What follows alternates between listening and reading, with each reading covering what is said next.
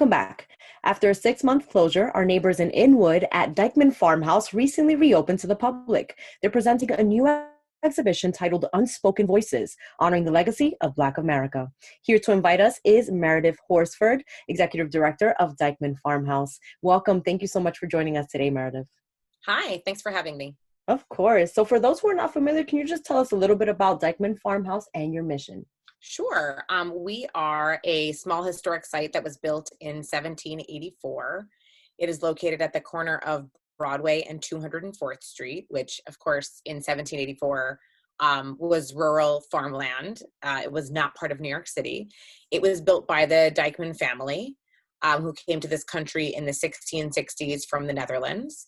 And they were farmers, and they ultimately in 1915, two Dyckman sisters who were descendants of the last Dyckmans to live in the museum in the farmhouse, donated it to the city as a museum.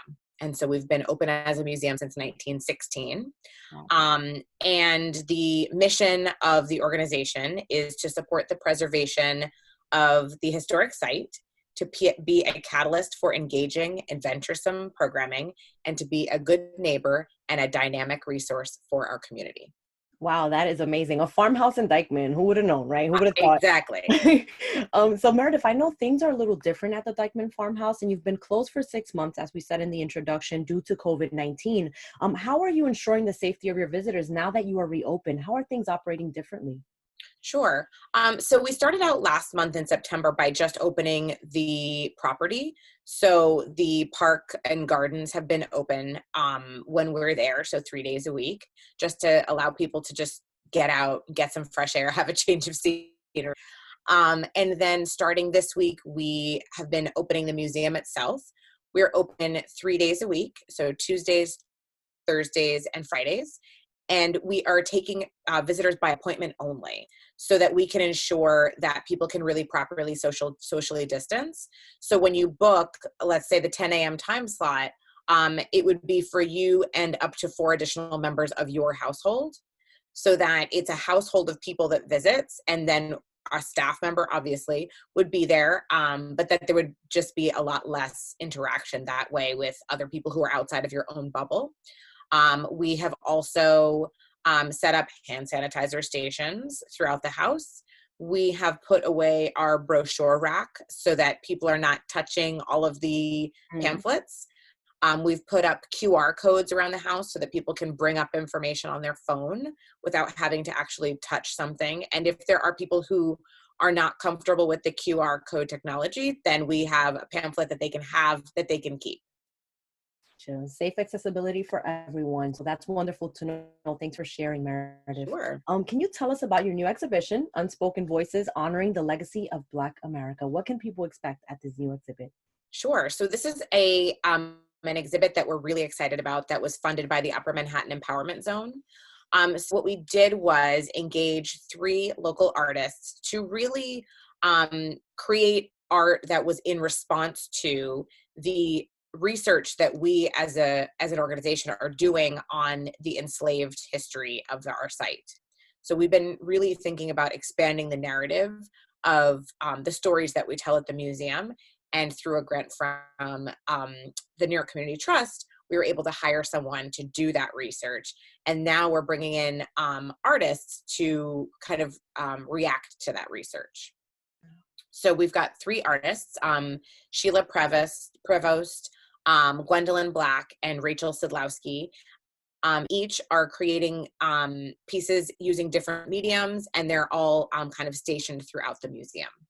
Wow, sounds amazing. Thanks for sharing. How can people view the exhibit? You mentioned the hours earlier and the booking procedures, but just to reiterate again, the hours of operation. So if anyone's listening and is interested in attending, they know what days they can go by.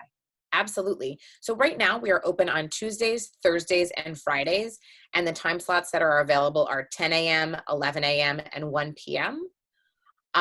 We want to kind of do this as a test run in terms of being open during COVID and figure out how it goes. And then if needed, we can adjust accordingly. And what types of conversations does Dyckman Farmhouse hope that this exhibit will bring to focus to the community and, broadly? Absolutely. One of the questions that I feel like we used to get a lot of is before we started doing these art installations is visitors would ask us, you know, did the Dyckmans have slaves? How did they operate this massive farm on their own? And then a lot of people, I think, have the misconception that slavery didn't really happen in the North, that New York, that there was no slavery in New York State, that it was really just a construct of the South. And that is not correct. So I think this art is a great way to start a dialogue with visitors. First of all, just, visually, you notice that there's something very contemporary mixed in with these historic pieces. So that's a great starting point right there to talk about this art and what is this and where did it came from and where did it come from and who did it. But also really to have slavery can be a challenging topic to talk about with visitors. And so I think art is such a great entry point into that conversation because I think it makes visitors feel a little bit more comfortable to ask questions about the art. And then that can start the dialogue about slavery, that it, of course, did take place in New York State, that we know that the Dyckmans did own slaves. And I think that's a great way for us to talk to people about what we do know about slavery and what we don't know. Right. Really interesting. I'll have to visit Dyckman Please Farmhouse come. to check out the exhibit myself as well. It's beautiful.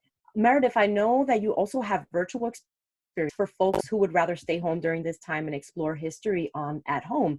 Can you tell us a little bit about Dyckman at Home? Sure. So Dyckman at Home is a page that we created on our website almost pretty instantly after we shut down in March, when everything shut down in March.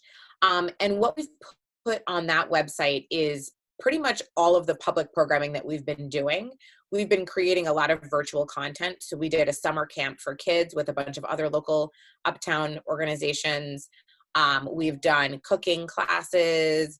We've done, we just did programs for Open House New York and for New York State Path Through History. We've got, we also created this program called Growing Uptown, in which we've partnered with New York Common Pantry to, they've been delivering seedlings from us so that people can grow their own little crops on their windowsills at I home love it. and be your own urban farmer. So all of these things, page, there's plenty of things for kids and adults to engage with from the comfort of their own home. Beautiful, beautiful. Thank you. How can people stay connected and find out more about Dyckman Farmhouse? The most immediate way to find information is definitely social media. We try to post quite a bit, especially on Facebook and Instagram. So please feel free to follow us, like us, all of those things on social media. But then we also do post things on our website, as I mentioned, dyckmanfarmhouse.org. Also, if you want to sign up for our mailing list, you can also do that. We send out monthly. We try not to inundate anyone with too many emails. We send out kind of a monthly e-blast about upcoming events. And what's great about them is that it's virtual. A lot of it is virtual. And it's a great way for people to find out about kind of what's going on in Uptown, what we're working on, and kind of what things we have coming up next. Absolutely. Thank you so much, Meredith, for joining us today to discuss what's happening at the Dyckman Farmhouse. Thanks for having me. Of course. Again, folks, if you'd like to visit the Dyckman Farmhouse and see their new exhibition highlighting the history of the enslaved and free Black residents that lived and worked at the farm, please visit dyckmanfarmhouse.org to book your safe visit today. That's all for our show today. Thank you for tuning in to BXRx. I'm your host, Sonyi Lopez, wishing you and your family safety and wellness now and always.